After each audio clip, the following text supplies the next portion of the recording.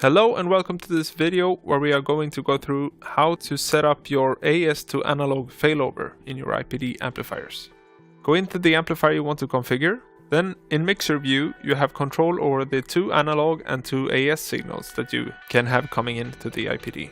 To set up your failover you need to not use the mutes at all, since the functionality of the failover is using the mutes.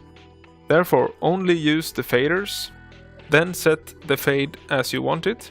Default you will have analog and AES at full as a default, so in many cases you don't have to actually adjust anything but to unmute the mutes.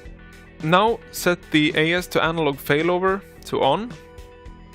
As you can see, the mutes of the analog will be muted when there is an AES clock into the IPD. As soon as the IPD loses the clock, the analog will come back on. So you can have your mixing desk having the first priority on AES 1, and if something happens, you can have the AES running simultaneously and it will just take over without any glitches or any terrible sound.